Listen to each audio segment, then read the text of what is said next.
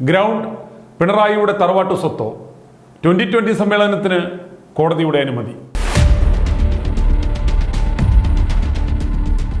അന്തംകമ്മികൾ എവിടെ പരിപാടി അവതരിപ്പിച്ചാലും ഒടുക്കം 8ന്റെ പണിയാണല്ലോ ദൈവമേ കിട്ടുന്നത് എന്ന് പറഞ്ഞത് എത്രയോ ശരിയാണ്. രാഹുൽ മാങ്കൂട്ടത്തിലിനെ വിരട്ടുവാൻ പിടിച്ച് ജയിലിലിട്ടു. ഇപ്പോൾ രാഹുൽ കേരളത്തിൽ ഏത് മണ്ഡലത്തിൽ നിന്നാലും പുഷ്പം പോലെ ജയിക്കും എന്നതാണ് അവസ്ഥ. അതുപോലെ സുരേഷ് ഗോപിയെ കള്ളക്കേസിൽ കുടുക്കി പിടിച്ച് ജയിലിടാൻ നോക്കി. ഇന്ന് സുരേഷ് ഗോപി ഏതാണ്ട് തൃശ്ശൂർ എടുക്കുന്ന മട്ടിലെത്തിയ കാര്യങ്ങൾ. മോദിജിയെ പള്ളു പറഞ്ഞു നിന്ന പിണറായി ഒടുക്കം മോദിജിയെ സ്വീകരിക്കുവാൻ മാത്രമല്ല എയർപോർട്ടിൽ പോയത്, യാത്ര അയക്കുവാനും പോയി. വേണമെങ്കിൽ ഫ്ലൈറ്റിൽ തൂങ്ങിക്കിടന്ന് കൊണ്ട് ഡൽഹിയിൽ വേണമെങ്കിലും വിടാമെന്ന മട്ടിലായി കാര്യങ്ങൾ. പക്ഷേ മകളെ നാണം കെടുത്തരുതെന്ന ഒറ്റ അപേക്ഷ മാത്രമേ ഉള്ളൂ. സാബു എം ജേക്കബിനെയും 2020യെയും ഒതുക്കുവാൻ നോക്കിയ ഒടുവിൽ സാബു എം ജേക്കബ് രാജ്യാന്തര പ്രശസ്തനായി. സംസ്ഥാനങ്ങൾ അദ്ദേഹത്തിൻ്റെ വരവിനായി കാത്തിരിക്കുന്ന അവസ്ഥയിലുമെത്തി. എന്നിട്ടും കടുതീരാതെ കഴിഞ്ഞ ദിവസം ഒരു നാണംകെട്ട പണി ഇറക്കി നോക്കി. പക്ഷേ കോടതിയിൽ അതും നാണം കെട്ടു. 2020യുടെ സമ്മേളനത്തിന് അനുമതി നിഷേധിച്ച സർക്കാർ നടപടിയാണ് ഹൈക്കോടതി റദ്ദാക്കിയത്. പുതിർക്ക പഞ്ചായത്തിലുള്ള കോലഞ്ചേരി സെയിൻറ്റ് പീറ്റേഴ്സ് ഗ്രൗണ്ടിൽ ഈ മാസം 21-ന് വൈകിട്ട് 5:30 നടത്തുവാൻ നിശ്ചയിച്ചിരുന്ന സമ്മേളനം നടത്തുവാനാണ് കോടതി അനുമതി നൽകിയത്.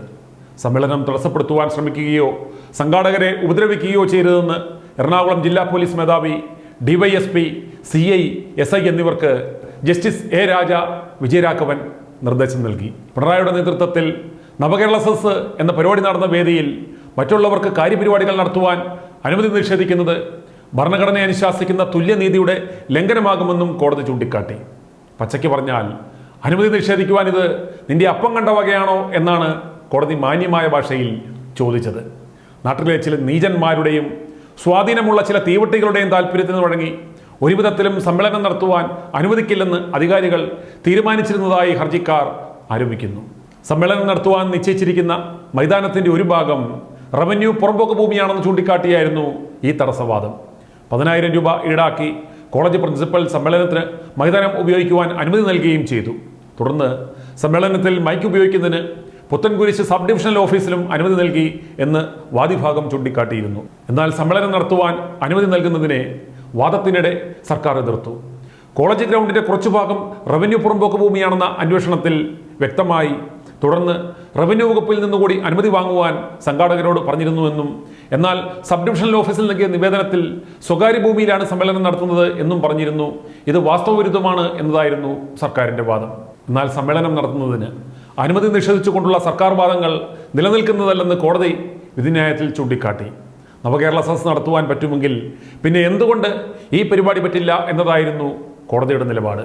സംഘം ചേരാനും സമാധാനപരമായി തങ്ങളുടെ ആശയങ്ങൾ പ്രചരിപ്പിക്കുവാനും ഭരണഘടന എല്ലാവർക്കും ഒരേ അവകാശമാണ് നൽകുന്നത്. അതാണ് ജനാധിപത്യത്തിൻ്റെ അന്തസ്സത്ത.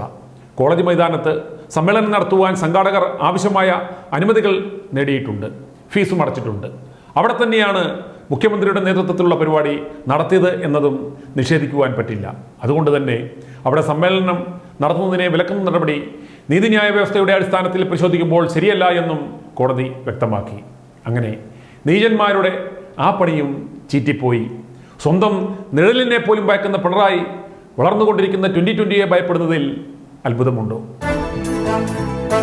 i2i News, an eye for truth. i2i News subscribe ചെയ്തിട്ടില്ലാത്തവർ ഇപ്പോൾ തന്നെ സബ്സ്ക്രൈബ് ചെയ്യുക. നോട്ടിഫിക്കേഷൻ ലഭിക്കുവാൻ ബെൽ ബട്ടണും അമർത്തുക.